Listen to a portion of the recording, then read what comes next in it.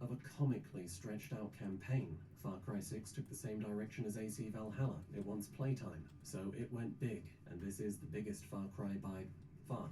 As you might imagine, that did some damage. It's not that there are no good missions. On occasion you'll get a cool action setup and strong story beats. Some of the medium-sized outposts are elevated by a half-decent narrative backbone and a wave defense or something, but a great many are just the medium-sized outposts. The only problem is, I've already sent Huldar with the porters Miran and Cyan. You just missed them. They left just a short while ago. It's not too late though. You're welcome to go to look for Huldar. He can't have made it very far. Strong as they are, Miran and Cyan can only move so fast, laden down with those barrels. They're taking the normal route to the site, leaving south out of town and following the curve of the loch. Shouldn't have a problem finding them unless they've already gotten there.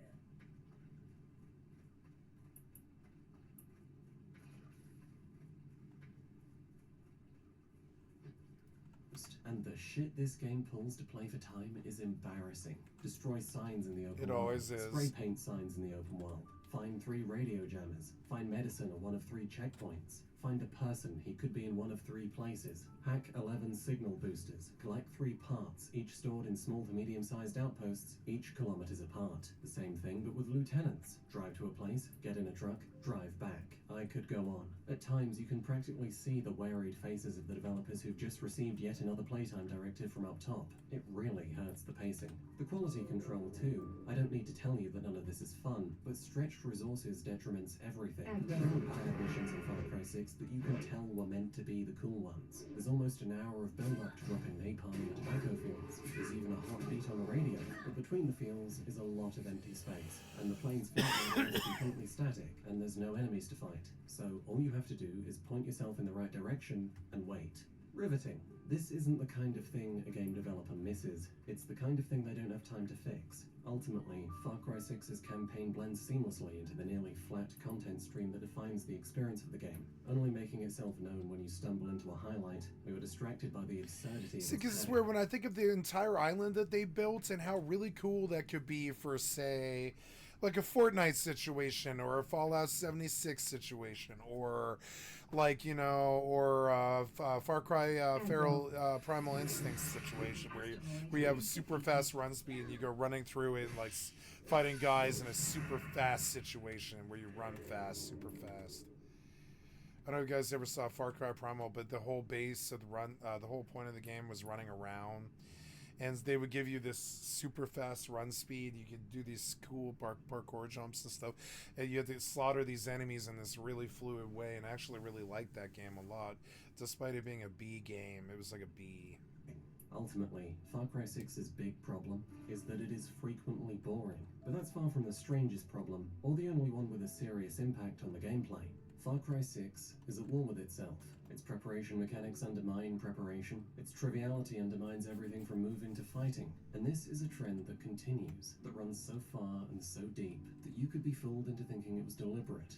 I like that horses are in Far Cry 6. They add to the world and they clippity-clop real nice. But you can summon the Pimpmobile basically anywhere half an hour in, so why would you use a horse? Vehicle customization returns, expanded from Far Cry 5, with new turret choices, RAM attachments, cosmetic options, and a selection of rear-facing countermeasures like mines and grenade launchers, none of which you'll need because the game is so easy. But you can only customize your personal vehicle. There are only 4. Now I look at this and I think, yeah, the campaign's perfect. They didn't do anything wrong with the campaign. But then they drop multiplayer where it's like you're all on this island and you have to get money by killing dudes and clearing like things and guys come to the things, the monuments, and while you're clearing the monument you get PvP, that kind of stuff. I think you know, they didn't look at it right.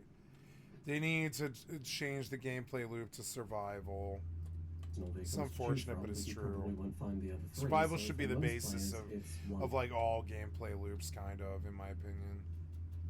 It sucks, but it's true. Not like, say, puzzle games or lore games or story games.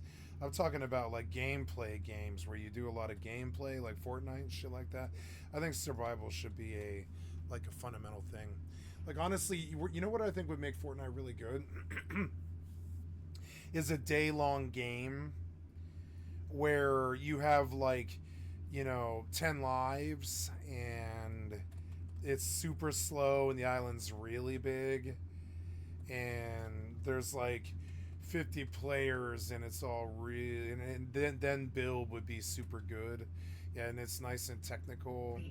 Something cool like that. Oh, we're getting a server shutdown.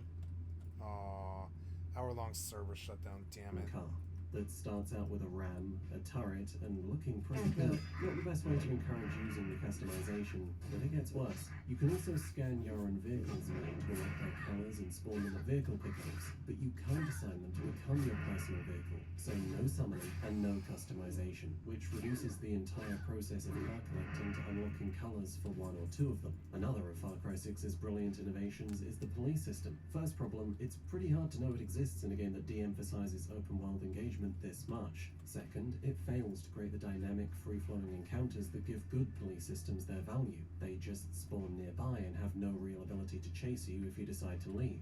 Third, Special Forces armor doesn't mean shit if I have armor-piercing rounds. Now, you might think it can't really get worse for the ammo situation than giving you a game-breaking weapon 30 minutes in, but the most interesting of its failures are actually the other ammo types: blast, fire, and poison. These aren't conceived as a limited supply of especially strong rounds, but instead as equivalents to the standard ammo types and balanced accordingly. In that context, what would you want incendiary rounds to do?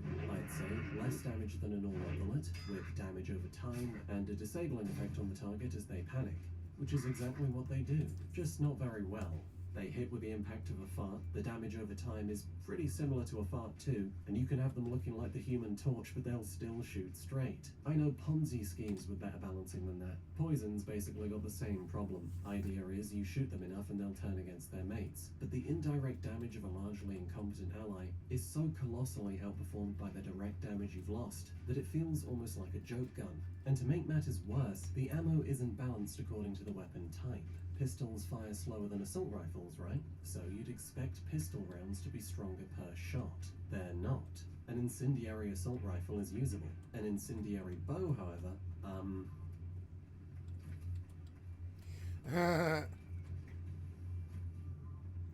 That does not hurt him at all. Why? Oh, explosion a blast did. assault rifle is also usable. A blast sniper? You're gonna be there for a while. It's a mess. And here's the kicker. These ammo types are the most expensive ammo types, which massively lessens the motivation to get the best crafting materials and therefore to do the content that awards them. If the abundance of powerful things you're immediately granted is the first demotivating force and repetition is the second, then this is the third, and it's something Far Cry 6 repeats endlessly. There are resources scattered everywhere in Yara: oil, metal, medicine that you can spend on upgrades to your caps, which in turn gets you things like the wingsuit. Nice to have. But more often things like weapons that you don't need. I look at this engine and I'm like, oh my god! Like, do some man shit with it. Like give us a PvP fight in there, or some kind of farming engine where I can lose it all to mobs that are super hard. Make the guys smart and hard and high damage, and make it high stakes like a roguelike. Fix it somehow. Give it a nice core gameplay loop that isn't like get through the campaign. Get rid of all the stupid gameplay loops, or sorry, get rid of all the stupid story gameplay loops that people just skip through, and take that money and spend it on core gameplay loops that make you really want to play the meaty core of the game. Using equipment that you definitely don't need. Like, okay, like I remember a good example of this would be Legend of Zelda, Twilight Princess was a really deep, big game. But it was a really cool game in the respect that you could get lost in it and play it like a lifestyle game for a long time. You could.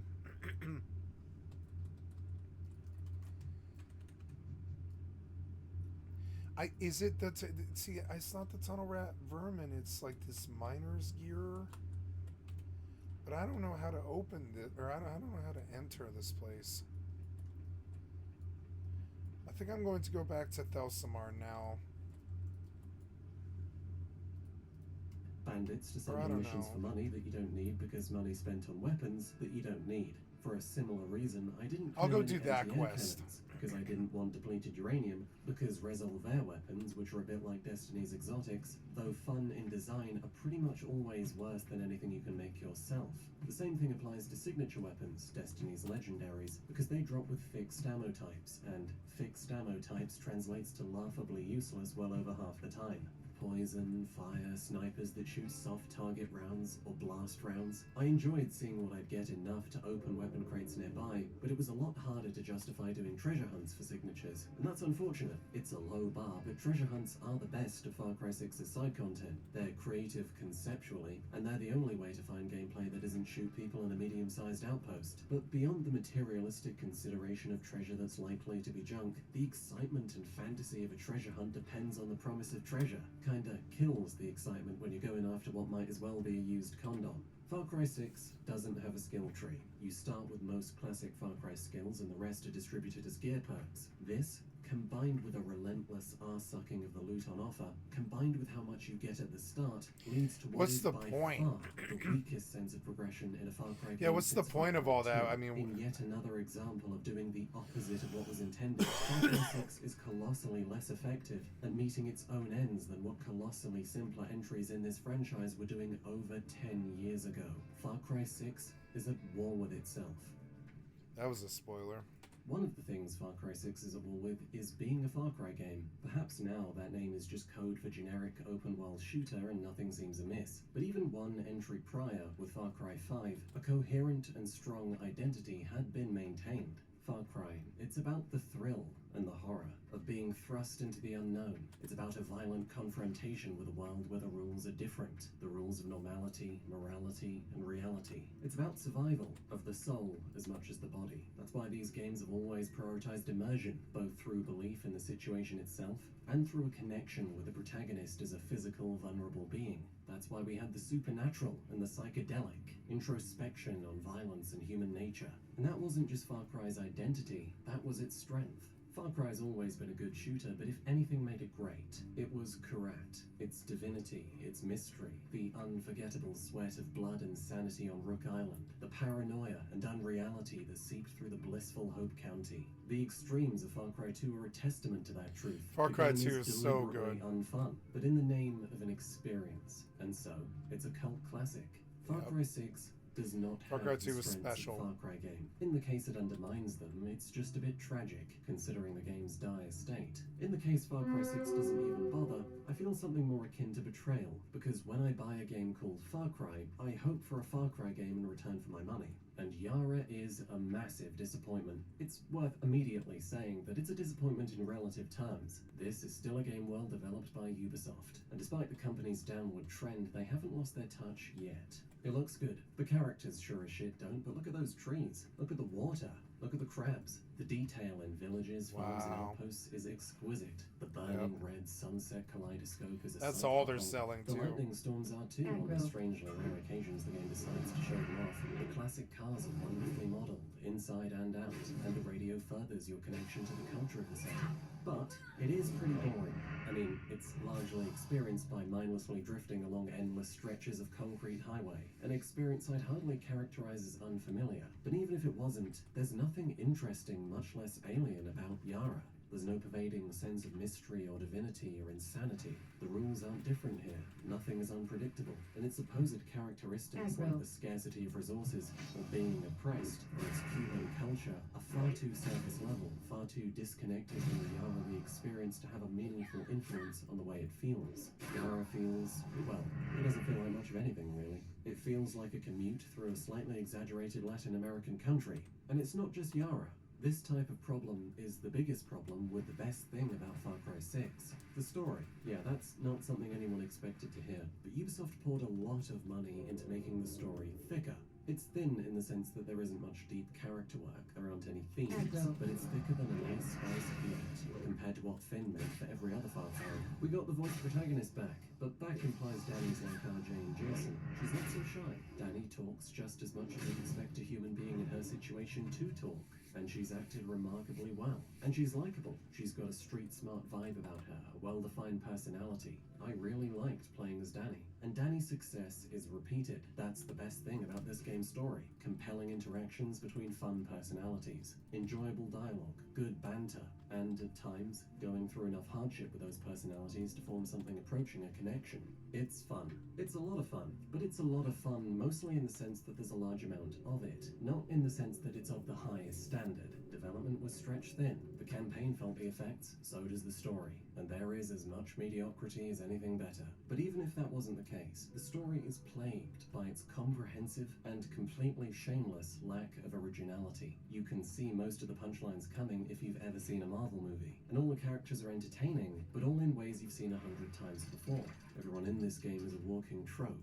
Wacky scientist, big lovable warrior, cool uncle, awkward nerd who wants to prove his worth, tough guy with trust issues, hotshot hardass, and hotshot hardass. It's fun, but it's an incredibly safe kind of fun, and that's the best thing about the story. The worst thing about the story is that the best thing about the story is the only thing about the story. That safe fun is its only concern, and that there is nothing but that. Now, this sucks for a number of reasons. The first is that the creativity that you could rely upon to bring a Far Cry game to life is gone. The plot is infiltrate a medium-sized outpost and piss about with your mates, and that's the extent of everything you do. Almost nothing that happens is unexpected. Almost nothing that happens is ambiguous or grey. The spark of Far Cry, its unique charm, what it did that nothing else did, has been flattened into perfectly predictable paste. The second reason it sucks is somehow considerably worse. It's the fun part of safe fun. Because beneath it all, Far Cry 6's narrative premises are still those of a Far Cry game.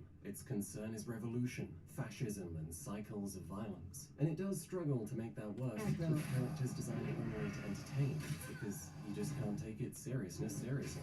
Allies are simultaneously ruthless guerrillas who'll slaughter 100 men in a heartbeat, and light-hearted clowns, willing to quip their way through the carnage and party moments later. No one doesn't like fighting war. It's not a necessary cruelty. To them, it's sport. It's fun. It's honestly fucking disturbing. Seriously, walking past the molten corpses of so-called fake Yarans to host a SoundCloud rappers reunion, the relentless trade of quips and killing, Danny sawing people's heads off then humming along to Camila Cabello, or being paired up with comedy pets like Guapo, the funny killer dog, or the funny killer chicken. What the fuck, man? It's mental. But not in the way Far Cry once acknowledged. Cause yeah, Far Cry 3 and 4 had its goofy guys, but Willis and Longinus had gone mad in a grounded reality. They were funny because of the situation, not in spite of it. That's not what's happening in 6. It's mental that 6 thinks they're sane. And besides the nuclear case of tonal whiplash, the problem with that is that if the characters think it's a game, if they're not taking it seriously, then I can't. That's not cynicism or exacting standards. It's impossible for the drama to come through under those conditions. Far Cry 6's commitment to not committing to what Far Cry is or needs to be is another front line of its war with itself, and it's compounded on. There are simpler problems with Far Cry 6 that amount to the exact same effect, to disarming your belief in the setting, the stakes, or the general reality of your experience. One of them is outrageously stupid shit, and I just don't know where to start. How about Vivero? Anton's anti-cancer miracle drug unique to Yarenland and kept that way, much to the frustration of the outside world. The unethical methods used to harvest Vivero is the basis of the guerrillas' rebellion, and the economic potential of Vivero is Anton's plan to make Yara paradise. It's not a small detail, so I don't think it's a small problem that the game doesn't even try to make it make sense. The outside world has intelligence agencies and money with which to pay smugglers, while Yara produces marketing briefs for foreign journalists that disclose the Vivero plant's full chemical makeup and its manufacturing process. So how the fuck has it managed to remain exclusive to Yara? The world building becomes more careless the deeper you go. Vivero is fertilized with a chemical called PG240, and aside from fertilizing plants, it also causes skin irritation, coughing, deep, long-lasting sickness, cell damage, murderous insanity, and if that doesn't get you, cancer. Super cancer. It basically does every bad thing. And the only reason it exists is because, apparently, Ubisoft thought using slave labor wasn't enough to make you want to stop the production of Vivero, so they decided to invent Evil the Chemical.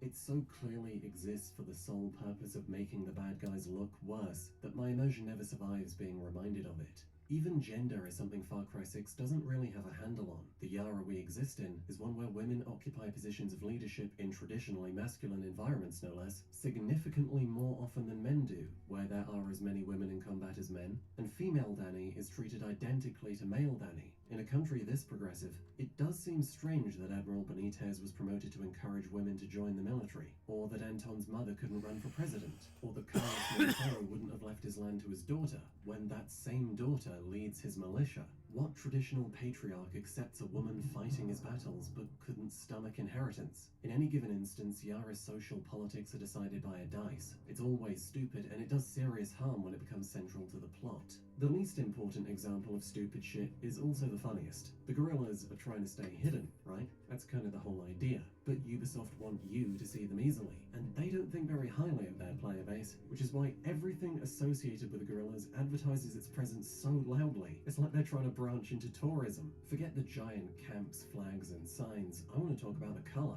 Blue? You ever seen a blue tree, Clara? A blue fucking rock? It's anti-camouflage. Oh, and then there's the giant blue trails that span the entirety of Yara, which apparently the army just haven't noticed. It can be outright comedy. In fact, the best joke Far Cry 6 tells is on the first island. Clara's not looking for visitors, Dani observes, having followed the only clear pathway on the entire island, signposted with dazzling blue symbols that, according to Lita, is Libertad's secret code. It actually feels like you're being personally insulted. Fucking blue, man. I'm never getting over that.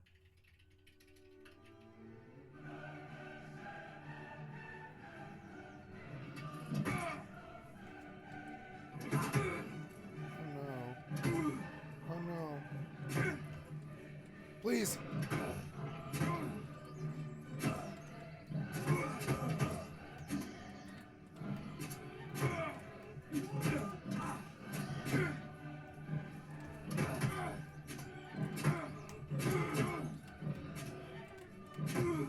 Just goes on, man. Why is Libertad propaganda spray painted across half the country? When according to every rebel group we meet in the story, their name don't mean shit. Why does no one in the brutal fascist army care? And where's the army getting their numbers from? Mars? Why does no one in Yara support Castillo? Despite his extensive propaganda network, the fact that 90% of the country should have family in the military, and the reality of ideologically driven authoritarian regimes. Where's that navy we're supposedly fighting for the first half of LS Day? There are 4 ships in the entire game. Why do the leaders of an explicitly communist revolution never mention that they're communists, even when they're given another chance to govern Yara? The most important example of stupid shit is something we've already mentioned. I can't believe in scarcity when I'm drowning in abundance, or danger when I've got bulletproof skin, and the army never make a meaningful attempt to strike back at Libertad in the narrative. Pagan Min was a more active villain, and he wasn't even trying to stop you. But the second most important example of stupid shit is Anton Castillo himself. Yes, it's sus from Bonking Bad. It's big villain actor Giancarlo Esposito, who provided half the marketing for this game simply by existing. And you know what? People were right to be hyped, because he is excellent in Far Cry 6. But here's the fring. As Christoph Waltz proved in Spectre, the greatest actor on the planet can't fix a shit script, and Anton Castillo is no Vars or Pagan. He's not even John fucking Seed. He's a dictator. Fascinating. And he talks like he wants to be a menacing villain, the ominous catchphrases, the flair for melodrama, but there's nothing to what he's saying. Anton Castillo is just a performance. Here's an example. Truth or lies? That's an offer he makes to his son, to his victims, to you many times over. And after a moment of consideration, everyone always picks The truth, of course. because of course they do. Why would you pick lies? There's no theme regarding truth, no philosophy about lies core to Anton's character. He makes the offer because it sounds ominous, and that's it. It can work. Make The asteroid is depleted. The asteroid is depleted. Another of his pointless linguistic tics is the distinction he often makes between lions and lambs. Some people are lions and some people are lambs, and the lions eat the lambs. And he bloviates about this for minutes before reaching the mundane conclusion that it's okay to kill people. It's among the simplest moral beliefs that exist, but he needs a dumb, lofty metaphor to explain it because that's just what villains do. It even happens in the introduction, when he finds his son escaping Yara on a boat with Dani. Before taking him, he makes a grand speech about catching fish, and how his father loved to catch fish, and how Diego is kinda like a fish, because he caught him like a fish. Okay, Anton, let's get you back to the care home, huh? And he's saying all this to a room full of people he fully intends to kill. His relationship to Diego goes nowhere, and his relationship to you is almost non-existent, breaking that effective series trend. He doesn't develop, he's hardly explored. His problems go far beyond stupid shit, but he is the height of stupid shit, a monument to the game's carelessness, and we're not done yet. Stupidity in the story isn't the only thing that can break your connection to the situation. The damage of Far Cry 6's tangled mess of half-finished systems goes far beyond their mechanical impact and comes to remove your ability to take even the moment-to-moment of this game seriously. Yes, the ammo system returns to fuck the game again like a rampant case of herpes. This time it's the ridiculousness of their rigidity. You can shoot an unarmored enemy with an RPG, and it won't kill them because blast ammo is only meant to be used on vehicles. You can shoot a vehicle with armor-piercing rounds and it won't leave a scratch because armor-piercing rounds are only meant to be used on human targets. A firecracker stuffed into a pistol will do more damage to a helicopter window than a 50 cal. Oh, and you can silence blast ammo too. Of course you can. Then there's the act of killing. Enemies have health bars now, and there's a death flare on the crosshair. Health bars, can't explain it. The crosshair has an upside. It's satisfying. But as anyone who quickly moved from Far Cry 5 to 6 or Metro Last Light to Exodus might have noticed, to stop shooting when the crosshair says so, instead of reading what the enemy is actually doing, is so much less involving and so much more mechanical. Same thing applies to calculating death from the length of a health bar. It might make sense in COD or Valorant, but in Far Cry, firing too many shots because you don't know, because you want to make sure is immersive. It's a good thing, and it seems like a small thing, but a small thing constantly present is not really small. Then there's the matter of gear. If it wasn't for how aggressively dumb it usually makes you look, I'd say it wasn't a necessarily harmful idea, but your suspicions are probably correct. Yes, this is a symptom of a larger effort to emulate industry trends. In other words, to become more like Destiny. It's no coincidence that weapons are now categorized as the equivalent of commons, legendaries, and exotics, or that your backpack supremo abilities just happen to be the same thing as supers. It's strange, you might think, for a Far Cry game, but the strangest part is that this emulation stops at the surface level. When you enter an allied base, the camera zooms out to a third-person view like the social spaces in Destiny.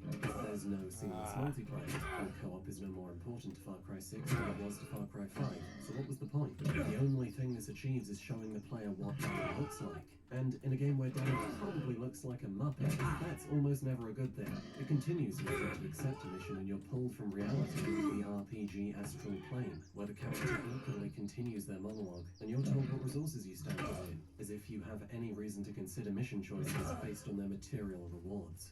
Again, why do this? And you'll ask the same question of Far Cry 6's fancy new leveling system, where the levels are so ineffectual that the only way you'll even notice being leveled is to go out of your way to enter the toughest regions early game, none of which actually have missions in them. If you do, you'll find that it only serves to exacerbate the absurdity of combat.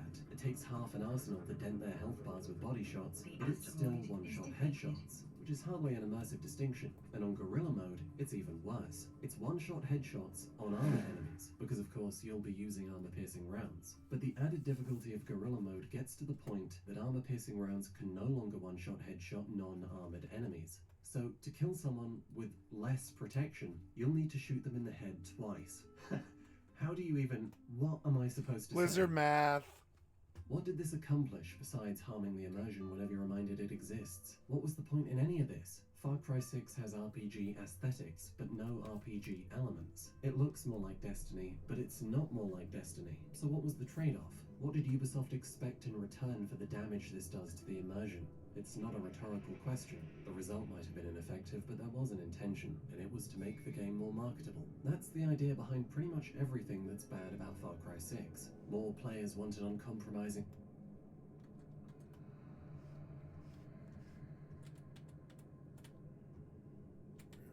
This is it.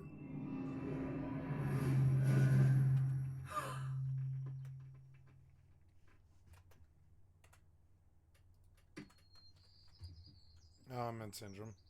Okay. Well, it works. All right.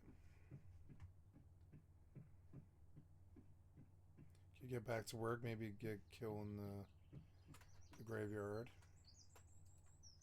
Power fantasy than those who want to feel vulnerable. So Ubisoft crammed an uncompromising power fantasy into a franchise that wasn't designed to support that experience. Loot and levels are popular, so loot and levels are here. The most successful characters are Chris Pratt-esque quip dispensers, so into Far Cry was stuffed a variety pack of stereotypical nutcases and outwent all trace of drama and the last bastion of identity. Ambiguity and nuance can be challenging, so the villain's a blank dictator, insert Hitler here, and Danny's both the girl next door and John Wick at the same time. But most of all, Ubisoft want playtime, because that means perceived value and microtransaction sales, so the game is stretched out like a victim of a fucking medieval torture rack. That's why half the campaign is composed of menial open-world busy work.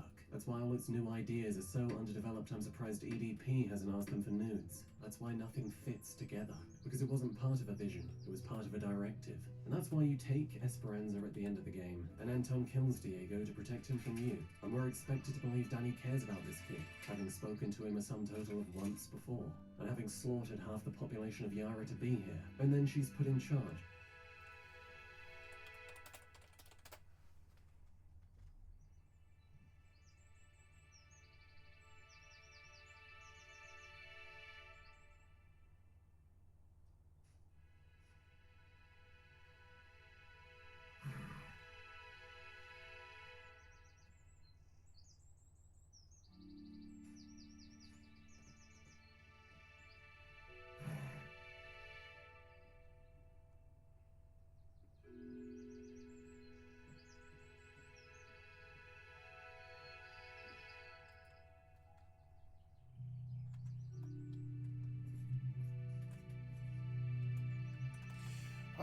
Thank you so much, Thanks to the Mantis. White Light for the boundless mediocrity of Far Cry 6. It was super good. And thank you, Crocodile Gambit, for the excellent content for my stream. I'd like to sub to your channel. This is the Heart of Darkness's colonial rhetoric in Far Cry 2. His soul was mad. Being alone in the wilderness, it had looked within itself, and by heavens, I tell you, it had gone mad. He struggled with himself, too. I saw it. I heard it.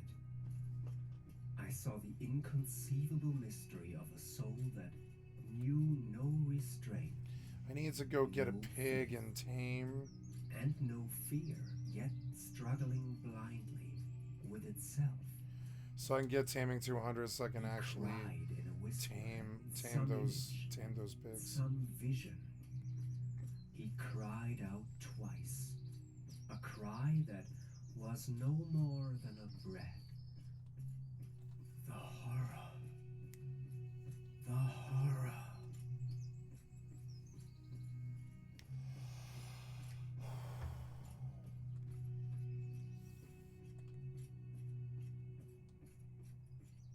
Heart of Darkness is a novel written by Joseph Conrad in 1899 about a fictional Englishman named Charles Marlowe who recounts his voyage into the depths of an African colony and the increasing insanity, savagery, and ultimately death that appears to befall the white pioneers and ivory hunters that dare enter it. It is a canonical, extensively researched text that most modern post-colonial academia has come to interpret as a failed attempt at anti-colonial literature.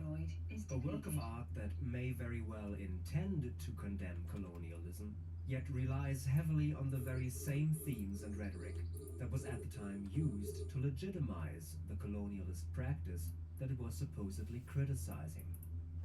Post-colonial criticism of the text goes back as far as the movement itself, with Nigerian author Chinua Achebe's An Image of Africa in 1977. Heart of Darkness projects the image of Africa as the other world, the antithesis of Europe and therefore of civilization, a place where a man's intelligence and refinement are finally mocked by triumphant bestiality. Western scholars then took up this new viewpoint and expanded on it. In one such article from 1985, Patrick Brandlinger writes, Heart of Darkness offers a powerful critique of at least certain manifestations of imperialism and racism, at the same time that it presents that critique in ways that can only be characterized as both imperialist and racist. Conrad portrays the moral bankruptcy of imperialism by showing European actions to be no better than African savagery. His version of evil is going native. In short, evil is African in Conrad's story. If it is European, that's because some number of white men in the Heart of Darkness behave like Africans. The book is therefore understood to enshrine a set of colonialist concepts that arguably still dominate, if in a more subtle form, our contemporary Western discourse on not only Africa itself, but whatever we perceive, consciously or subconsciously, as the uncivilized other. Its probably most famous cinematic adaptation is the movie Apocalypse Now, an anti-Vietnam War film ostensibly criticizing the barbaric atrocities committed by the Americans against the native population by depicting the native population as barbarians that commit atrocities and merely corrupted the Americans into doing the same. As a result of its harmful implications, the story has naturally fallen out of fashion, and modern retellings have become increasingly rare as they struggle to simultaneously uphold and subvert the core features of the original. Delving straight into the heart of darkness, 47. Good luck. There have been several recent attempts across all forms of storytelling media, each with their own approach to recontextualizing Heart of Darkness for a modern reader, viewer, or player, but none are as blatant about the relation to their source material as Ubisoft's 2008 sequel to the original Far Cry. Not only is this second entry in the franchise set in Africa, but the game stages its climax in a fictional swampland literally called Heart of Darkness. Seeing as the game boldly stuck with the original setting of Africa, how does it deviate from its reference So fun to material, kill that and guy. where on the spectrum between revisionism and perpetuation of Heart of Darkness's rhetoric can it be located? Now let me say this preemptively. This video will dive into topics of imperialism, neocolonialism, and chiefly racism. If you have never engaged with literary studies before, well, welcome.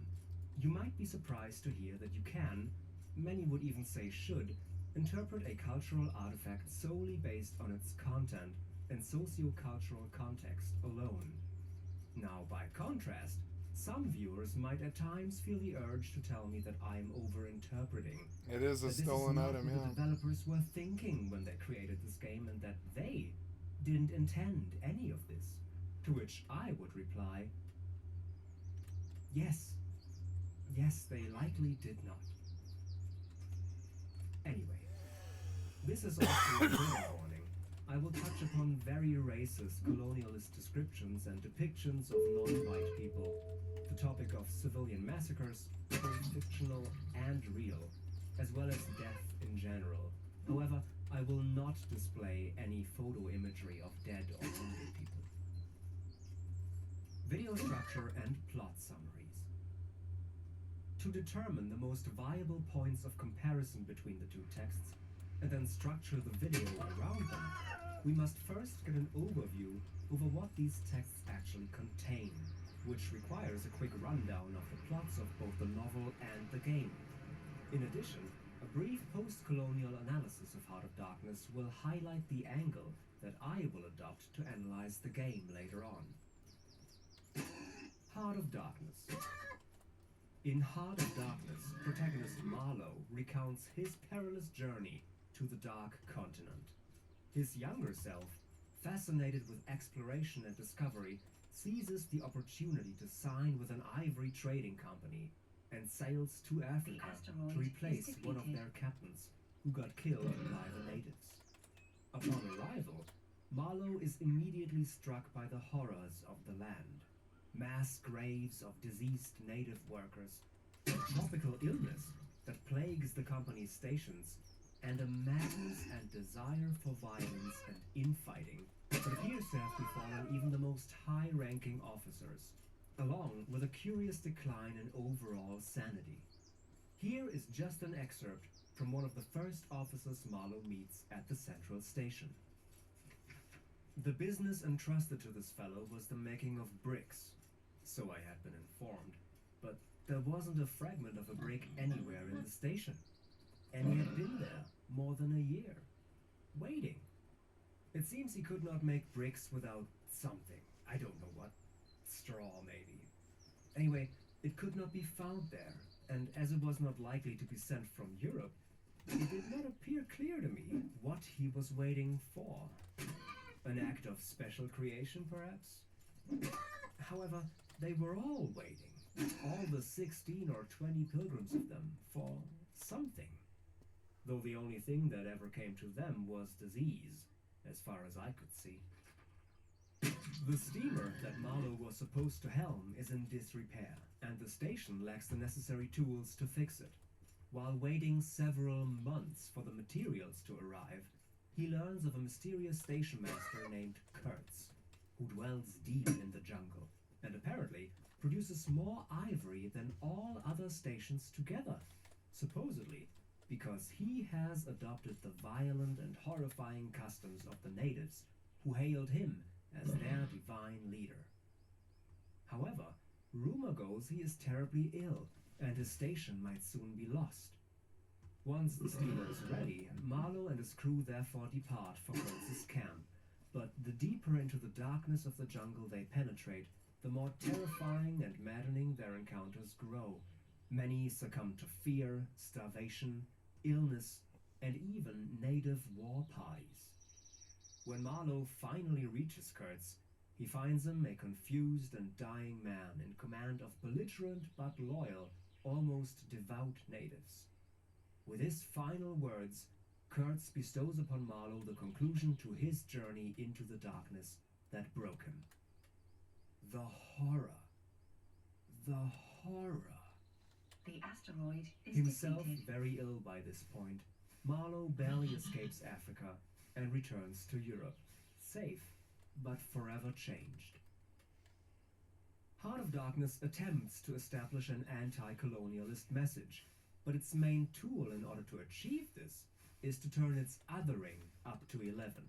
You see, according to Conrad, colonialism isn't wrong because it is built on the concept of portraying its victims as subhumans in order to legitimize the taking of their lives, land, and resources. No, it is wrong because Africa is wrong. Its hostile nature and savage, subhuman inhabitants are simply incompatible with civilized Westerners. Instead of criticizing the inherent goals of colonialism, which protagonist Marlowe even praises as redeeming, it places the blame for the atrocities committed in its name squarely on some sort of growing insanity and sickness among the colonizers due to the continued exposure to Africa and Africans. This rhetoric essentially hails the exploits of colonialism while providing an easy excuse for its atrocities. Torture and genocide was never our intent. It was the place we went to that corrupted us into the monsters we became. Throughout the book, the natives, both allies and enemies, are repeatedly portrayed as animal-like creatures, capable of terrible acts and rituals, against the influence of which the colonizers must, but inevitably fail to, protect themselves. One of the main takeaways from the book is that the black natives of Africa represent man at the beginning of time, irrational at their core, while the white colonizers have progressed to a state of reason. The white male rational subject does, however, still have the remnants of this past man in himself, and is therefore susceptible to its corrupting influence. Since no one is able to withstand this deep-seated fascination with primal savagery, the only way to survive Africa is to return home as quickly as possible. The nationalist implications are clear. The superior whites belong to Europe, the inferior blacks belong to Africa, and they must not intermingle. Disgusting. The greed for ivory is deplorable, but it is only in combination with Africa that it turns good-hearted white men into insane, violent animals. The most successful ivory poacher of the book is, after all, also the one that spent the most time among the natives, adopted their rituals, and became their revered leader, and who committed the worst atrocities. Violence is therefore no longer linked to the colonizers, but the corrupting influence of the violent natives and their antagonistic personified homeland of Africa. So this is what we're up against. This is what Far Cry 2 wants to see itself compared to. So let's do exactly that. To break a man's will, to break his spirit, you have to break his mind. Men have this idea that we can fight with dignity, that there's a proper way to kill someone. We needed to endure the bloody horror of murder. You must destroy that idea. Show him what a messy, terrible thing it is to kill a man, and then show him that you relish in it. Destroy the preconceptions of what a man is, and you become their personal monster. When they fear you, you become stronger, you become better. But let's never forget, it's a display. It's a posture, like a lion's roar or a gorilla thumping at his chest. If you lose yourself in the display, if you succumb to the horror, then you become the monster. You become reduced, not more than a man, but less. And it can be fatal. This was a recording from one of Far Cry 2's main characters, nicknamed the Jackal, a mysterious and manipulative arms dealer who, after spending years in Africa, has progressively succumbed to the savagery of the very wars he helped start or reignite. A mercenary for hire, the protagonist, is sent in to locate and eliminate him in order to put an end to his destabilizing influence over the region and help restore order. Upon arrival in the unnamed country, the assassin is immediately confronted with the reality of the situation. Two warring factions have seized control of the war-torn state, and the economy and infrastructure are in shambles. Private militia, many of them foreigners to the land, are aiding the native warlords in their efforts to seize power and hunt down the fleeing civilian population. Before he even sets foot on the ground, however, the protagonist contracts a severe case of malaria.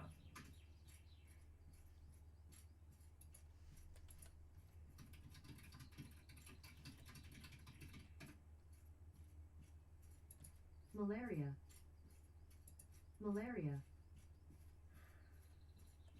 The protagonist contracts a severe case of malaria and falls unconscious before awaking in the capital in the midst of a chaotic outbreak of violence between the two militia groups, orchestrated by the Jackal himself. He barely escapes with his life, and in order to survive, must now earn a reputation among the warlords by doing their bidding for payments of diamonds, inching ever closer to a lead on the Jackal's whereabouts. Over the course of his journey, he meets and is in turn shaped by bloodthirsty but childish warlords, hopelessly naive civilians, and scheming foreign mercenaries that are losing their grip on reality.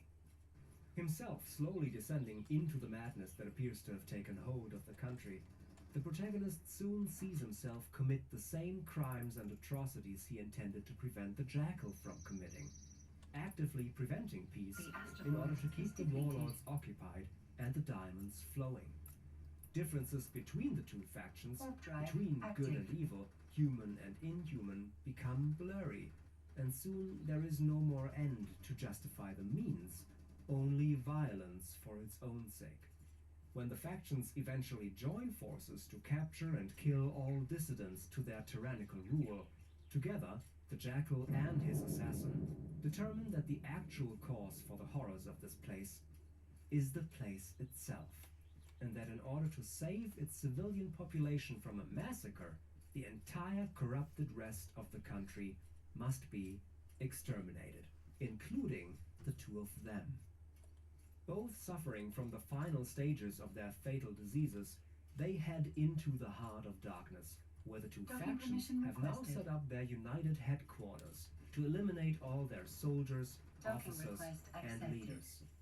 Among them are the protagonist's former mercenary friends who betray him over a briefcase full of diamonds, and are therefore killed as well. The Jackal and the protagonist then coordinate a final plan whereby one delivers the briefcase to the civilians at the border to pay for their escape, while the other detonates the pass behind them to cut off access to the country for good.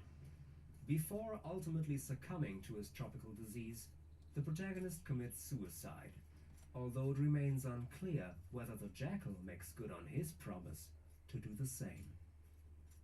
With these two plot summaries out of the way, it is easy to spot the core themes shared by both texts. In order to compare them to one another, the video structure will therefore follow the main stages along this shared journey that the main characters of both the game and the book undergo. First, they are confronted with the other. As they are appalled by it, they seek to control it. In trying to control it, they engage with and start to adopt the behavior of the other, thus entering the threshold. Once they have crossed this line, their corruption cannot be reversed. They have become the other, and must therefore die. So fun. I lost another spirit, but oh well, I've got a lot of them. I can buy a lot of them. We penetrated deeper and deeper into the heart of darkness. Quite funny. It was very quiet there. We could have fancied ourselves the first of men taking possession of an accursed inheritance. But suddenly, as we struggled round a bend, there would be a burst of yells, a whirl of black limbs, a mass of hands clapping, of feet stamping, of bodies swaying, of eyes rolling. The prehistoric man was cursing us, praying to us, welcoming us. Who could tell? We glided past like phantoms, wondering and secretly appalled, as sane men would be before an enthusiastic outbreak in a Very madhouse. fun. We could not understand because we were too far. Oh, I could not criminal. remember Oh, because we were traveling lame. in the night of first ages, of those ages that are gone, leaving hardly a sign and no memories. I suppose I could At use the core this of Heart of Darkness to go lies spy the on contrast people. between the familiar and the other.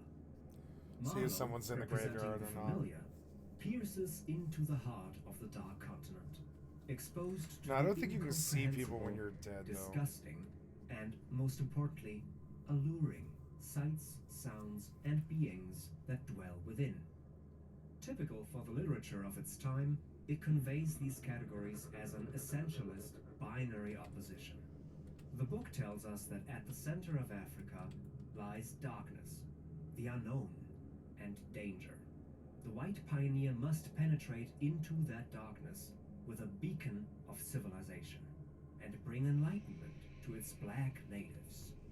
The inflictions of Africa on the minds of the white colonizers are symbolized by the literal corruption of their bodies, tropical diseases that appear to afflict nearly every outsider that enters it. The West gives life, Africa means death.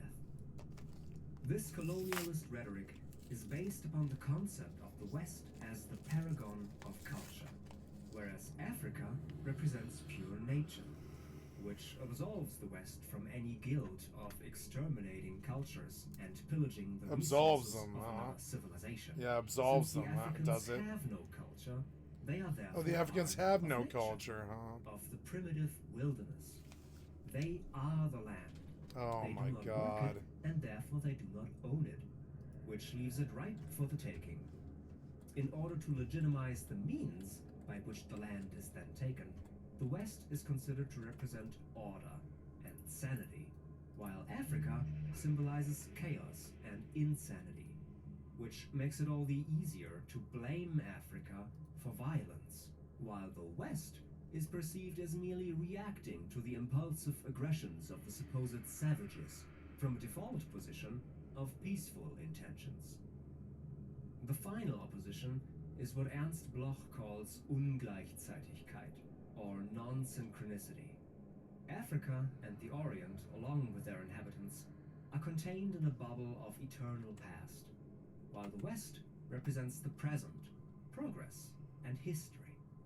This dichotomy allows for a strict hierarchy of knowledge, granting power to the Westerners that is inaccessible to Africans. turning them into mere children who must be aided, but who are excluded from ever becoming adults like their colonizer parents. A rhetoric often used by colonizing nations throughout history to legitimize their authority and superiority. While subdued natives are considered childlike buffoons, those capable of violence are framed as barbarians and cannibals, more animal than man, more inhuman than human. This contrast between the familiar and the other, and the quite fear fun of a charging third that guy with a space spear. that I really links like the two that. and allows a civilized white man to drift off A civilized and become white the man. inhuman savage he was meant to control, represents the preferred reading of Heart of Darkness at the time of its Kind of publishing, racist, man. A and little the bit main racist. ideology that it communicates. Yeah, It tells definitely. us that if the natives are in Be fact right back. human and they represent our past, their perceived savagery is part of us too. It lies at the primal core of our humanity and can erupt when seduced by the other. We are accustomed to look upon the shackled form of a conquered monster, but there you could look at a thing monstrous and free. It was unearthly, and the men were... No, they were not inhuman. Well, you know, that was the worst of it. This suspicion of their not being inhuman. They howled and leaped and spun and made horrid faces, but what thrilled you was just the thought of their humanity, like yours. The thought of your remote kinship with this wild and passionate uproar. Africa, journey to the center of the earth. Heart of Darkness and Far Cry 2 never specify the concrete area within Africa where their narratives take place. Heart of Darkness doesn't need to, because to its colonialist readership, Africa did not consist of any countries, just colonies. And Far Cry 2 doesn't want to, because it would undermine its focus on the Westerner's experience, to whom all of Africa can be sufficiently summarized under one name, without losing any details that would be relevant to the rhetoric that the game employs. Since the Western lens does not see any differentiation within Africa, it would be an unnecessary risk to single out and name an arbitrary country whose government might then threaten a lawsuit against the publisher for the portrayal of their country as an anarchic fever dream. But don't worry, Ubisoft know what they're doing on that front. When we start in a game and when we want this game to take place in a reality, it's very important for us to go there, to study, to see the people, to find the landscape ourselves. We came back with 15,000 of photos, 15 hours of video, of interview, of footage, of everything. It was amazing to be able to do that, and amazing to be able to recreate that after. It took us 4 years. If one had to pinpoint it, Heart of Darkness was most likely inspired by impressions of the Congo, while Far Cry 2's references to real-world ethnicities, such as the traditional architecture of the Dogon people, suggest that the game takes place in southern Mali. However, portraying the natives' patriotism for a specific African country would still appear inconsequential by post-colonial standards. Today's borders were, after all, drawn according to the foreign economic and military interests of Western imperialism, rather than the actual ethnic and cultural affiliations of the indigenous population. This post-colonial complexity highlights the gravity of the game's decision to instead default to the same colonialist understanding of Africa as the one found in its 120-year-old source material. Both settings are defined as the Heart of Darkness, as the very core and essential representation of the other, and that other is Africa. This allows for the two protagonists' metaphorical journeys not only to the center of a continent, but the supposed primitive core of their own humanity. The The best way I can explain it to you is by saying that for a second or two I felt as though instead of going to the center of a continent, This thing is I 19. am about to set off for the center of the Earth. In the game, this does lead to some awkward dialogue in which natives talk about the affection for their country, without ever naming the country, and instead basing their cultural identity on the entirety of the African continent. This is my last war, for better or for worse. I am African. This is my home.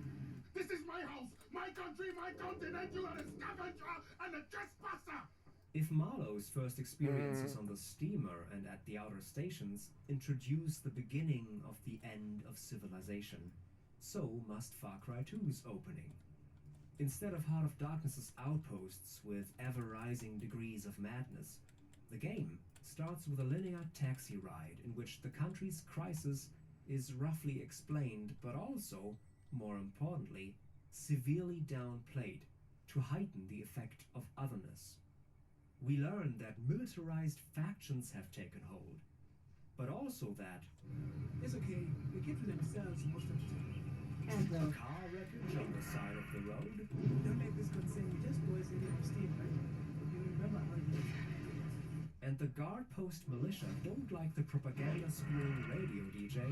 maybe music choices. Who knows? Not only are we surrounded by unfamiliar sights, but our first native contact does not seem to perceive them the way we do, implying that survival in this irrational place requires adopting an irrational mindset. The protagonist's irritating disconnect from the cab driver's embellished portrayal of reality and inhumanly calm reaction to apparent danger is fully in line with Heart of Darkness's rendering of irrationally apathetic behavior among the indigenous population. As for example, with this depiction of allied natives in reaction to what appears to be cannibal war cries from the dark thicket. It was really curious to see the contrast of expressions of the white men and of the black fellows of our crew. The whites, of course, greatly discomposed, had besides a curious look of being painfully shocked by such an outrageous row. The others had an alert, naturally interested expression, but their faces were essentially quiet, even those of the one or two who grinned. Several exchanged short grunting phrases, which seemed to settle the matter to their satisfaction. This stark contrast between the familiar and the other is further established when we, as the protagonist, are repeatedly referred to as a foreigner, first by the cab driver, and again by our first contact shortly after the intro. I hear the APR's got a hostage in there, some foreign national like you. While the game allows the player to choose from an array of different backgrounds, every protagonist option is that of a foreigner, all of them men, and most of them white. On top of that, those from the list that are not chosen can later be encountered in the game world as potential allies to the protagonist, which further exposes his specific identity as ultimately irrelevant. What matters is that he is always an outsider, because only then does he stand in direct opposition to Africa as the essential other, which allows the plot to take place to begin with. Denying the past, the axiom of African incompetence. Opposite the protagonist, the game's primary human manifestation of the other are the faction leaders, with whom the protagonist must interact to progress the story, and who are responsible for the majority of ludic and narrative content in the form of missions and dialogue. Their portrayal therefore embodies how the game communicates its concept of Africa, and how it differs from the identity of the West. Far Cry 2 depicts two approaches to post-colonial African politics. On the one hand, we have the UFLL, short Murder for and United Death, Front yeah. for Liberation and Labor, that represents a working-class communist ideology focused on nationalizing the means of production, like the often mentioned mining business. The UFLL has a great leader in Ali Bantue who worked with the mining union to secure the rights for the people. He stood up to the man in charge. He did not allow the president of the mine to continue to destroy the lives of the workers. The foreign president, Bantue single-handedly chased the black-looking foreign parasites out of the business. He gave the mine and the wealth back to the rightful owners, the people. A lot of gold, and that gold comes from our mines. It belongs to us. Aggro. You tell him. When you fight for the front, you fight for the people who build this country up brick by brick. The people who saw the glory in your back. On the other, we have the APR, short for Alliance for Popular Resistance, following the path of tradition and reinstating a pre-colonial monarchy. You know the Screwball country used to have a king. He's back and he brought his gold with him. All of it protected by those stupid APR boys. But we are selling fresh water to our neighbors. The UFLL will not profit at the expense of our people. My people need them. Both factions are, however, ultimately illustrated as two sides of the same corrupt coin, both longing for power more than for peace. The UFLL secretly betray their own ideology by promising riches to their supporters that the country does not actually have. Time up was a sham. There are no diamonds. Bantue There are no tells the diamonds. They will be rich. All the diamonds they want if they just stay with him. He's a liar. He always has been. While their leaders live luxurious lives in their ivory towers. His people starve in the street when he buys gold-plated dishes. It's obscene. In the same vein, the APR's monarchs and their henchmen reveal themselves to be power-hungry, detached. Yele is worthless, always has been. No kind of father for his country. He abandoned it a long time ago. And largely indifferent elitists. We talk to everybody, APR and UFLL. He has always played both ends against the middle. That is why he has the gold and we have this war. Real-life examples that most resemble the in-game depictions are possibly the Marxist revolutionary Thomas Sankara of Burkina Faso and the infamously decadent King Mswati III of Eswatini. Although even these extremes do not come close to the universally hypocritical caricatures found in the game. The native leaders are essentially portrayed as wide-eyed idealists that are blind to their own evil, and all of them are evil in everything they do. Otherwise reputable goals, such as economic independence on the one hand and political accountability on the other, are thus ridiculed and demonized entirely. What did you say? You want to defend Africa against foreign economic exploitation and land grabbing? Well, that's what a genocidal communist authoritarian would say. You want to reform the outdated and unfitting political system implemented by the colonial powers to more closely resemble the traditional and social structures of the native people? Befitting of a decadent, uncaring elitist. One of the most quoted aspirations in the game, expressed by both factions, is that of uniting Africa to stand as one peaceful continent, independent from foreign interference. This is our Africa. One day, I hope. Fuck foreign interference.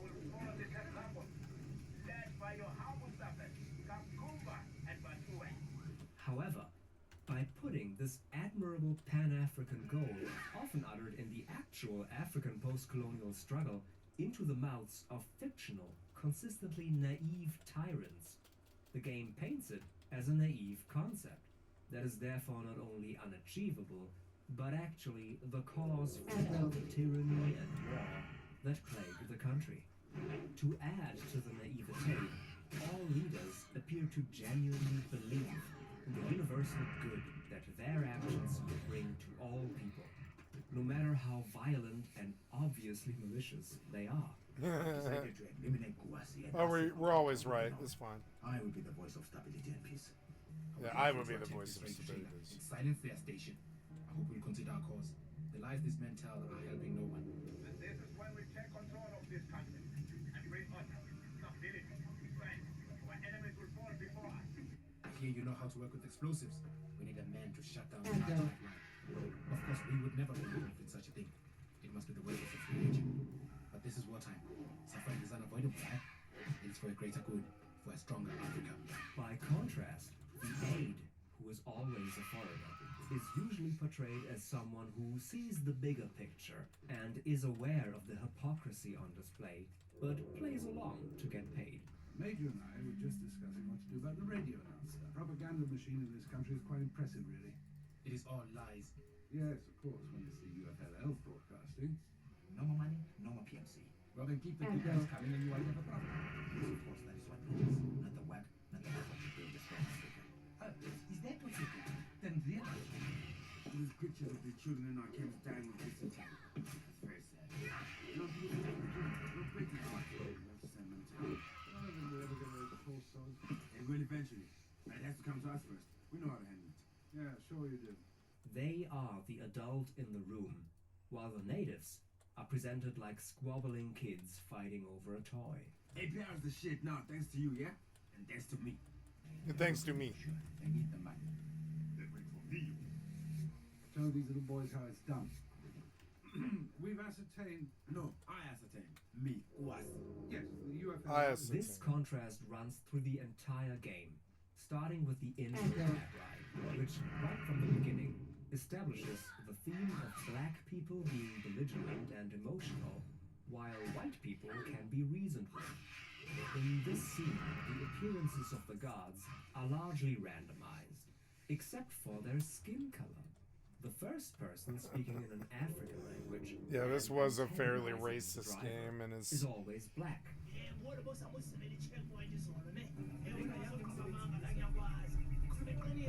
While the second person that speaks English and diffuses the situation is always white. Where are you headed? You come from the airport. Beer. We drink beer. Hurry up then. Move on. Yes, sir. Thank you, sir. The game even highlights this contrast between reasonable Westerners and violent Africans by going out of its way to clarify that foreign agencies are not let into the country, implying that only official outside help could save Africa from death and corruption, but that agencies and governments just aren't given the opportunity to do so. Leading NGOs are calling for immediate humanitarian relief.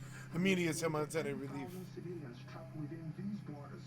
But so far, no outside agencies have been granted permission to enter the country. What I can tell you is that relief agencies are trying desperately to provide medical support and humanitarian aid to the civilians who are bearing the brunt of this conflict. The game's rhetoric ultimately conveys that corruption and stupidity are simply part of the nature of Africa and African politics, regardless of foreign intervention. To put it bluntly, Africa is its own worst enemy. Their crisis is the result of their own incompetence. According to the game, African leaders, and thus their countries, fail to achieve the ideals that other civilizations have reached. Not because of any neocolonial, not because of any problems or yeah, but because all of them are, by nature, incompetent. A simple answer to an incredibly complex and pressing issue that not only explains nothing, but also preemptively shuts down any alternative answer. It is that way because they are that way. And if they've always been that way, nothing we ever did to them in the past caused the crisis they're in right now. They were doomed from the start. Denying the future, the axiom of African violence. The dire state of Far Cry 2's Africa manifests itself in two ways. For one, the land is ravaged by a civil war between two factions, causing destruction and suffering for their own people, highlighted by the trigger happiness that repeatedly thwarts the warlords' genuine attempts at brokering peace. The shit really hit the fan back in town. There was supposed to be a ceasefire, but that's all out the window now. That's all out the window now. A massive weapons cache. I love this shit. I've worked out a way to sail those weapons straight into the city under a UFLL flag. Cambosa will assume the front to blame, and next thing you know, we're back at it. I'm sorry. We're back at it. So many foreign mercenaries. God, even this ceasefire was too much to ask for. However, an even more immediate threat is the violence that the warlords exact against the population in the form of extortion or outright civilian massacres. And while we never see these massacres, They are often mentioned. We not never only on see the them? radio, I think we are but the by massacre. same people that wage this war. I want you to focus on the real problem at hand, the people. They are no longer listening to us, defying our orders. They are the threat. That's right. These civilians are the problem. We're going to get them under control. I don't like the way things are going. It's no longer safe. I'm talking about those violent cowards that hide in their homes, that refuse to fight for the honor of their country. They are the enemy. However, the game does the 200 IQ move of pitching these two forms of violence against each other, effectively presenting them as a dichotomy where one of the two options must hold true to prevent the other from occurring. Throughout the game, it is repeatedly emphasized that peace between the factions would only result in increased exploitation and extermination of civilians. But what is the problem? The problem, Addy, is that when big dogs join forces, they're usually doing it to take out the rest of the pack. I don't know what you mean. Sure you don't. There's a good chance the warlords in the south could join forces. Now, if that happens, guaranteed, blokes like you and me are out of a job. Or worse, shot and dumped overboard like some rotten meat. Yep. The APR on the front is still coming after the civilians. He's right too. It's sometimes like that out there. Back over the border. It's fucked up. He's right too. What a joke. A comedy act. You think these men wanted peace? They wanted privacy is what they wanted. They wanted the world to stop paying attention to them so they could go on with the raping and pillaging. In peace, you see. This sets up an ingenious dilemma whereby violence is inevitable, either between the factions or directly upon the people. Peace is not an option. Whenever the faction conflict is being reignited, it is thus framed as the lesser of two evils. This exempts the mercenaries from any wrongdoing as they plot against peace. To keep that from happening, I'm going to stir the pot. And instead directs the player's attention to the reckless, violent irrationality seen in the native leader's behavior. Then okay, nobody gets messy. This is Tambosa's fault. He is to blame with his selfishness and favoritism. If the APR want to know where the medicine has gone, they need only to look at their leader. Through this elaborate trick, the game conveys one of the most essential aspects of its imperialist rhetoric. Africa plus weapons equals war, implying that in order to save Africa, we must simply get rid of the weapons, like a parent taking a kitchen knife out of the hands of a clumsy child, or else it'll hurt itself. According to the game, Africa cannot be trusted with any kind of power. Not now, not ever. It is simply within the nature of these fictional native leaders to oppose and oppress their people. But this approach to try and keep advanced weaponry out of the hands of local governments would forever condemn This video's Africa good. to some sort of eternal stone age with Best I've armies seen in a made long up of time. spearmen. A bizarre idea that only highlights the actual inevitable conclusion. There will always be weapons. I move weapons, I profit from circulation. I resell them wherever the next war is starting. So some of these guns are very good. And so repeatedly. They're not biodegradable. Only the dead are biodegradable. And there will always be corrupt leadership. You already know. The whole world knows. First, they'll take everything they get their hands on, rob the banks, the stores. Then they'll be lined up against the wall with shot. Chop children's arms off and cut the tendons in their necks. And therefore, there must always be war and crisis. Violence and tyranny are the axiom of Far Cry 2's depiction of African politics, denying Africa any kind It was of potential horrible. for change, Yep. let alone a desirable future.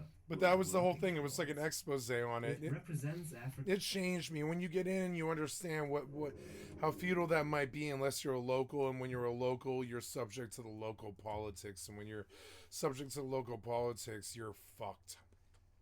You're fucked. Some warlord is there and he's telling you what to do. And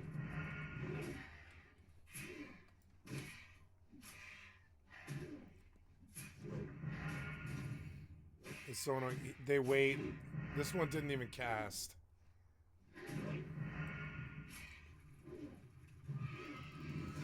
Another one now. Nope. I better potion. Link is so bad. I just get wasted. Fucking wasted.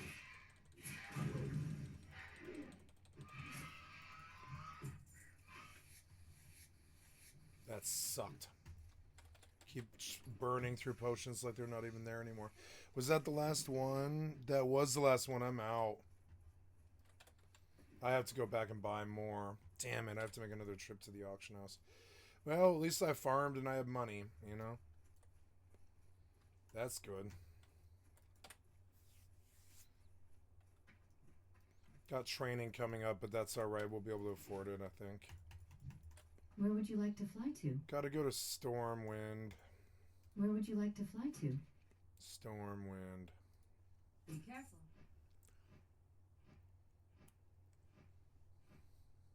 Africa as a place trapped in time by the violent instincts of prehistoric ages. To me, the Far Cry 2 Africa, they depicted in like the early aughts. A lot like that movie Blood Diamond. A lot like that. Blood Diamond was the main influence for Far Cry 2, I think. And it changed how I feel about my country, and it changed how I feel about their country. And I don't mind that their country, or sorry, their you know, their continent essentially. I don't mind that their continent is war torn. That doesn't bother me in particular. It's that it often feels like this conquest between the rich and the poor.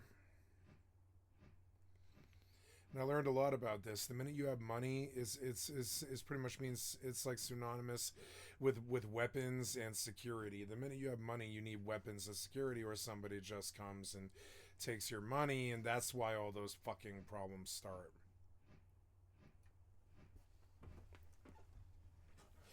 Also, ammo is like the water. Ammo is like the water.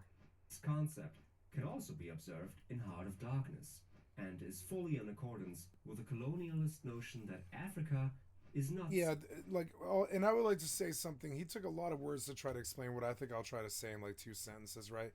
Heart of the Darkness was about going into the heart of darkness to stab at something, kind of like Captain Ahab and the whale and Moby Dick and all that.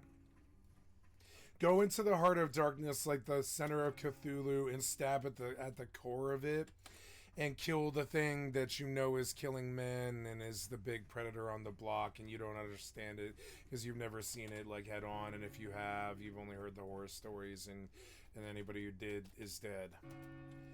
And it's as I recall, I believe it's a lion in the heart of darkness, but they kept trying to draw this metaphor about Africa with it, and I was like, yeah, but Africa is not some heart of darkness, though. That's the problem. It's the animal is often the cage. Like, it depends on which side of the cage you're on. Subject to the progression of history. I don't think a single one of them had any clear idea of time, as we at the end of countless ages have. They still belonged to the beginnings of time, had no inherited experience to teach them, as it were. Denying the present. You say it best when you say nothing at all. A profitable strategy in the video game industry is to tell stories that have all the appearance and gravitas of deep-rooted social criticism, but then carry none of the actual messaging in an effort to appeal to as many customers as possible. At best, these games say nothing or very little at all. At worst, they reinforce bigoted narratives, either implicitly or explicitly.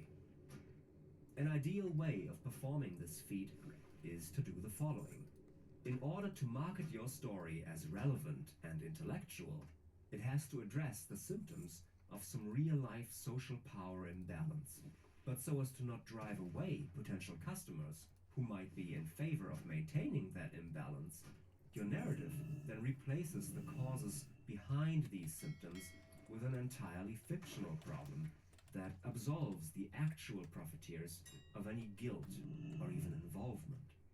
In the case of Far Cry 4 for 2, $6. the player experiences Somebody's selling the a bunch of them symptoms for cheap. of economic and political crisis violence and oppression.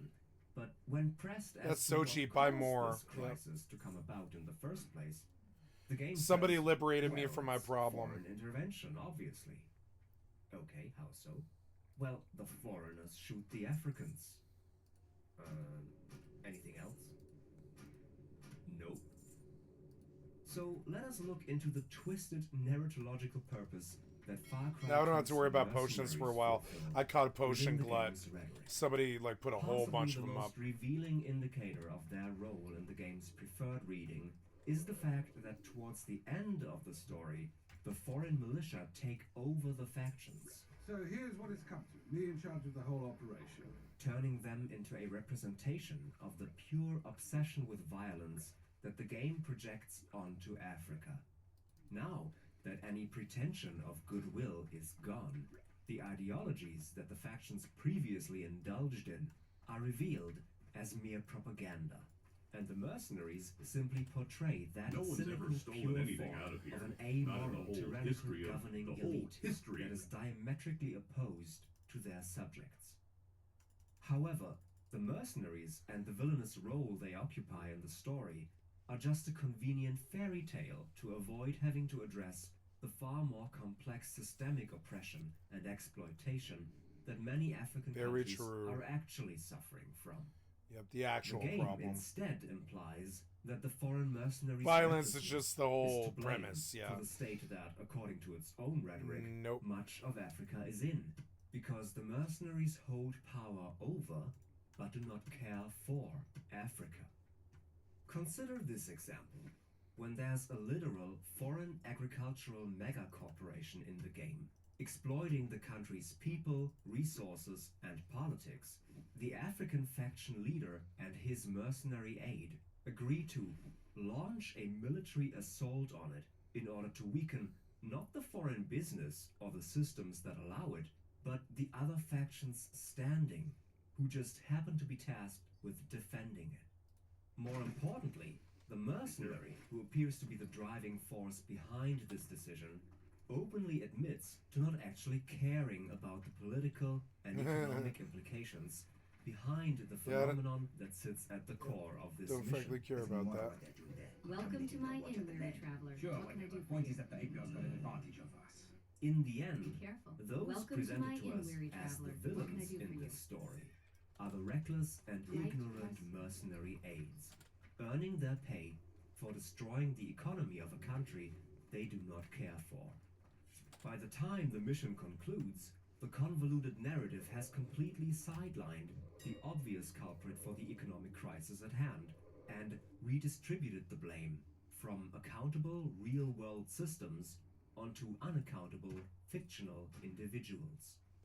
This example perfectly encapsulates how Far Cry 2 actively refuses to elaborate on the neocolonialist story behind the humanitarian crisis upon the back of which it proudly markets itself. When the game's own narrative threatens to address the elephant in the room, it instead provides an easy non-answer to distract from the actual, less convenient one. The game basically says, "Damn, you got me. It was the mercenaries. It was their fault all along. You found me out.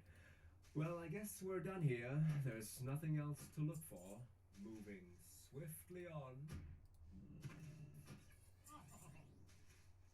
Following the game's own rhetoric, where any political agenda is just a disguise for tyranny, any actually meaningful discussion of the ins and outs of multinational corporations I and made it out with some institutions money. exploiting Africa's people and politics would mean getting lost in petty details.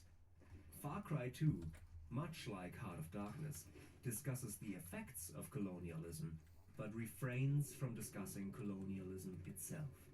It therefore denies the circumstances around Africa's very real present struggle, while claiming the laurels for mentioning its symptoms. The end of civilization, chaos and distrust. Lastly, both texts present Africa as a space that turns once civil friends into savage enemies. The novel portrays this concept of growing discord among its pioneers by having allies scheming against one another in pursuit of wealth and reputation in ways that only the law of the land, or more precisely, lack thereof, allows for. They beguiled the time by backbiting and intriguing against each other in a foolish These kind great of way. beasts know paths There that was you an can't air find of on foot. plotting They'll about get you that there station. fast and maybe show you something new at the same time. pestilential fellow snapping Where is it ivory you would from like the to go, natives. lass? For just We a will few not be coin, free my from griffins can unfair get you there competition till faster one than of even these the fellows swiftest is horse. hanged for an example, he said. Certainly, grunted the other. Get him hanged. Why not? Anything can be done in this country. That's what I say. Nobody here, you understand, here can endanger your position. This concept of backstabbery induced by the insanity and chaos of Africa sits at the core of Heart of Darkness's narrative, and must therefore also form the center of Far Cry 2's character development. The game's so-called buddies, as well as the faction leaders and commanders, first appear to fight alongside the protagonist, until we slowly come to learn that the dire situation fosters mutual distrust, and that everyone essentially fights for themselves. This guy, he's always making deals on the side. They're planning something, I know it. You got to kill Carbino instead. He's no good. He'll stab you in the back. You are doing some work with Bantue. He didn't tell you everything. I have a feeling I'm being cheated. These men are taking me there so that I can see it for myself. Or maybe they are taking me there to kill me. Who knows? He's going to learn that he does not want me as an enemy. I thought I could trust you. As a result, over the course of the game, the civil facade of ideals, loyalty, and friendship slowly crumbles away as one by one the lives of all major characters are claimed by the apparatus of their plotting and scheming against one another, culminating in the final betrayal by our previous companions. In conclusion, both texts show a civilization that succumbs to the allure of the primitive. Order ceases to be relevant, social hierarchies lose their meaning, and nature and violence become the only authority, with death as the universal truth that sits at the core of human life, and as the only constant in the chaos. This is the other, both our deepest fears and forbidden Oh, I went to the wrong desires place, damn it. made manifest. Something that we have learned to be appalled by, Where would you like to fly but to? that speaks to our curiosity like no other. Ugh. Oh, Heart wow. of Darkness It's okay. famously coined the terminology for this concept. The utter savagery had closed round him. All the mysterious life of the wilderness that stirs in the forest and the jungles, in the hearts of wild men. There is no initiation either into such mysteries. He has to live in the midst of the incomprehensible, which is also detestable. The fascination of the abomination. But somewhere on the way to embracing this abomination and indulging in the madness, the protagonist crossed an invisible line between the civilized and the savage, between humanity and inhumanity, a third space that marks a point of no return.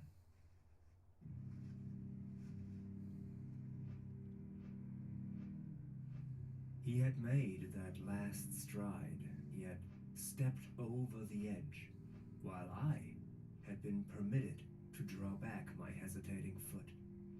And perhaps in this is the whole difference. Perhaps all the wisdom and all truth and all sincerity are just compressed into that inappreciable moment of time in which we step over the threshold of the invisible. His cry was an affirmation, a moral victory paid for by innumerable defeats, by abominable terrors, by abominable satisfactions. But it was a victory. Both the books and the game's main character's voyage into the Heart of Darkness symbolizes the journey to the core of their own psyche. Far Cry 2's protagonist and the Jackal transgress the invisible line, both in the form of metaphorical boundaries and spatial borders, and therefore both ultimately succumb to disease and death. Heart of Darkness's Marlowe, on the other hand, steps back at the last second, as he does not commit atrocities similar to Kurtz, and can thus return to England, while Kurtz must die.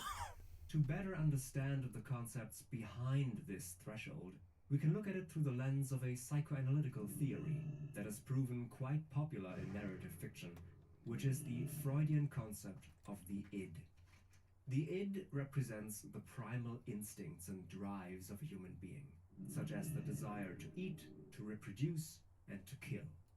It manifests itself in emotions such as hunger, lust, anger, and fear.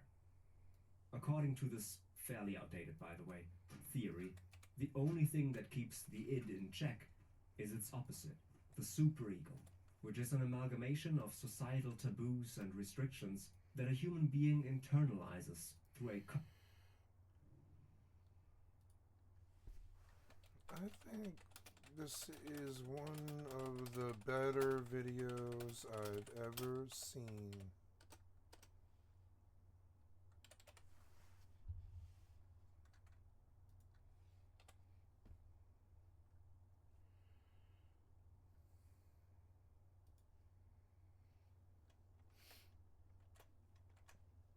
Yeah, it was very good. Constant pressure from parents, institutions, and social norms in general. It manifests itself in emotions like shame and guilt. Between these two forces that fight for control over a person's actions sits the ego, sort of a decision-making apparatus that seeks to satisfy the id within the boundaries that the superego allows for. It is through these concepts that we can categorize the different steps that carry our protagonists across the threshold and that finally seal their fate. Initiation. Losing the superego. Right after the game's introduction, we meet the Jackal, who is introduced as an almost divine figure, whose primal wisdom allows him to take control of the chaos, rather than be consumed by it. He is the one pulling the strings behind war and peace in Africa, and the ultimate arbiter of life and death. What your old clients don't seem to understand is that they can't kill me. Do you understand what I'm saying? Nobody kills me. Nobody. I'm the one who decides who lives and who dies. Me. This aligns with the depiction of Heart of Darkness's Kurtz as an altogether mythical character who managed to adapt to life among the natives, ending up being revered and, more importantly, feared by them like a literal god, and whose wisdom surpasses anything that civilization could teach. Kurtz and the Jackal also both remain mysteriously out of reach, so as to remain the final destinations of Marlowe's and the protagonist's journeys respectively. The Jackal presents the protagonist's main assassination target, and reaching Kurtz is Marlowe's only objective. The process of finding these two men then gradually turns from a mere order to an intimate obsession, and both eventually function as an ideological anchor point for their respective pursuers. While Marlowe, over the course of the book, gradually develops an apocalyptic ideology, reveling in the downfall of civilization until he hears it from Kurtz himself towards the end of the novel, the game's protagonist is explicitly confronted with the Jackal's ideology right at the beginning of his journey. It is in his first speech that the Jackal introduces the concept of social Darwinism through a quote taken from Nietzsche's Beyond Good and Evil. You know, there's a book I read a long time ago. Still think about it every day. It helps me understand life out here. The book talks about men and what motivates them. Simple, really. A living being seeks above all else to discharge its strength. Life itself is will to power. Nothing else matters. Here he lays out the belief that man has a primeval drive to assert his stance in the natural hierarchy through fear and violence. It is this unfaltering belief that apparently allowed the Jackal to outlast all of his adversaries and to survive in the savage environment he dwells in, which mirrors Marlowe's conclusions to life in Africa. Let the fool gape and shudder, though man can look on without a wink. But he must at least be as much of a man as these natives. He must meet that truth with his own true stuff, with his own inborn strength. Principles won't do. Acquisitions, clothes, pretty rags that would fly off at the first good shake. No. Yep. You want a deliberate belief. The whole idea of having to fend off Africa's onslaught of insanity then leads to a much more troubling question. If Africa assaults human life itself, what does that make the native population? How are they unaffected by the madness that infects the foreigners? They appear, after all, to embrace the conditions that their homeland offers, even in the midst of total anarchy. Many are trapped, scared of what will happen if they are trying to live.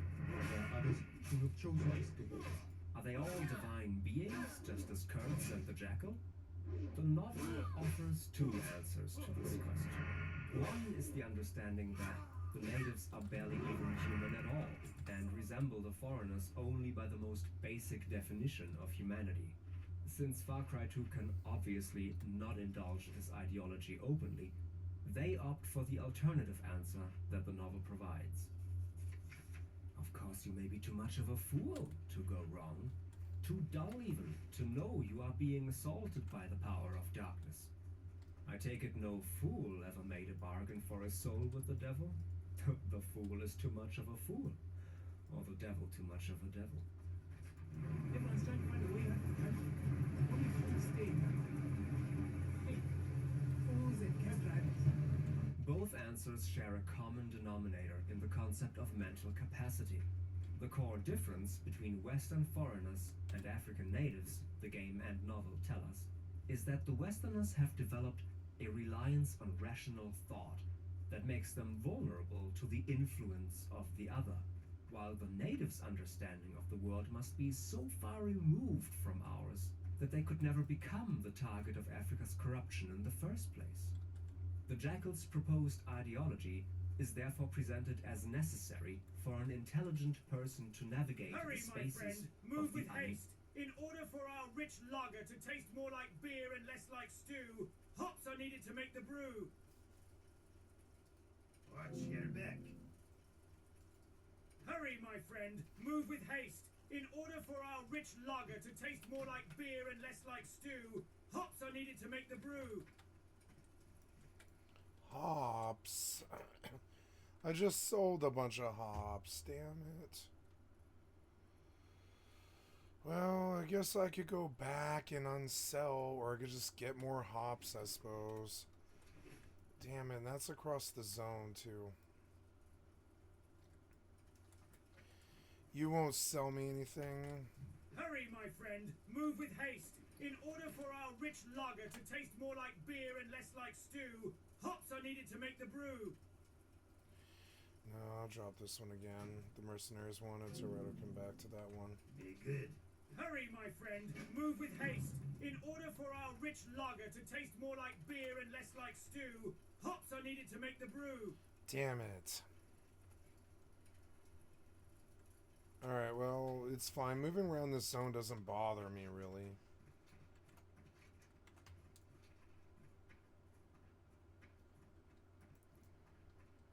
Gotta be very careful. Falling death is a reality. But I don't think this is it. I think this was actually perfect for what I needed. I will skirt this place because it's full of mobs. I'll go all the way north to the fields and then all the way back up that damn slope again. That's alright. Oh. Actually, yeah, these will drop hops here. This is the camp I always stop at.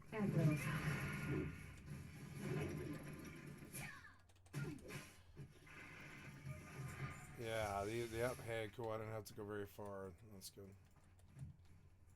Intelligent. In order to survive the madness, one must partake in the act of madness. Ironically, though, the Jackal's belief system that was meant to ward off the protagonist's mental deterioration instead initiates it. The Jackal is presented as an invulnerable legend, while we, as the protagonist, struggle to even survive. Abiding by the principles of a civilized society is no longer an option. Be quiet. You wait, so do I. You had your shot, but now it's over. And since now you only work for money, you're no longer my problem. You have to find something else to do with yourself now. And so we, in turn, must also resort to the underlying natural hierarchy and embark on our own journey of death and violence, hoping to one day match that level of invulnerability that we just witnessed. Our next encounter, in this case a militia named Carbonell, emphasizes that we are in fact, as of now, a nobody. I don't care what your name is. You're just the problem right now. I've got a few errands for you, errand boy. Get on out here.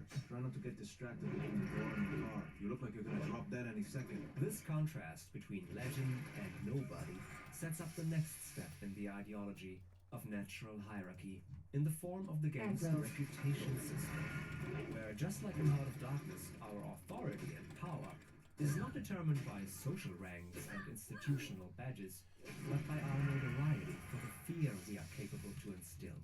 Just like Kurtz in Heart of Darkness was able to control the natives through sheer fear and displays of brutality. Whatever he was not common. He had the power to charm or frighten rudimentary souls into an aggravated witch dance in his honor. As a nobody, we start at the bottom of the hierarchy, with no reputation to our name. Another soldier for hire. What is the going rate for mercenaries these days? From there, I we know, have right? to work our way up to the top, occupied by infamous madmen like the Jackal himself. Higher reputation levels, awarded for ruthless hit jobs and destruction, result in vastly different NPC responses and new NPC chatter. Saving you before that Elizabeth who's stirring things up. Sorry, man. Let me get out of your way. Additional AI behavior, like soldiers fleeing and panicking, Just one guy. One guy. and even deadlier equipment used against the player.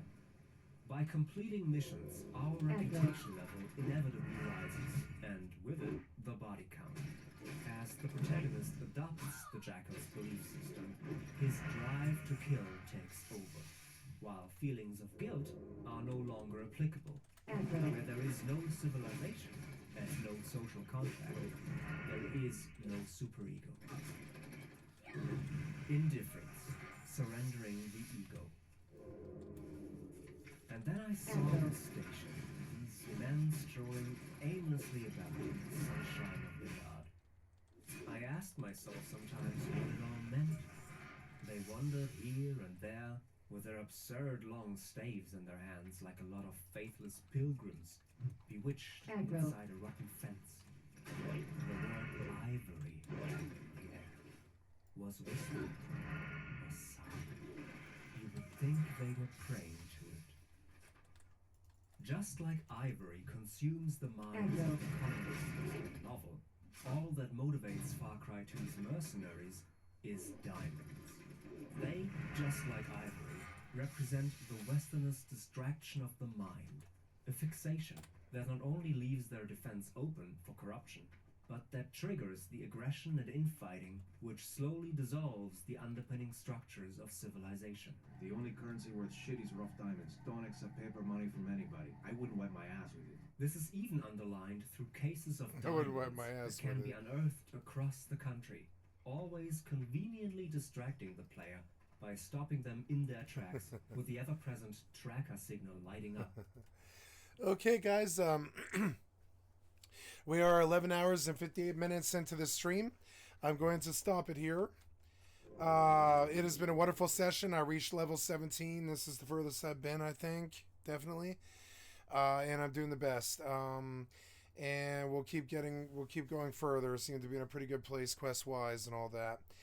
Just a reminder, you've been watching skycat.live. I'm an affiliate of Twitch, and you can come sub to me on Twitch if you want, or follow. And I am not an affiliate of YouTube, so if you wish to contribute and donate, come to the skycat.live and click on the cat space to donate. And so, with that note, I just want to say thank you, and I love you, and for being there with me, guys, and and I will go to bed here and wake up and do this again. You know what I'm saying? So thank you so much for your time. Love you guys. Y'all have a good night, and take care. Bye.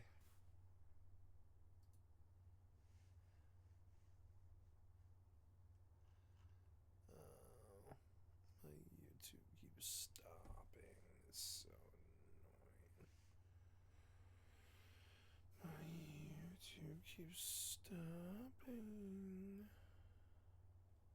I don't really want to stream to my YouTube channel because no one watches it. Oh well. This was a good fucking video. And alerting them of a nearby suitcase.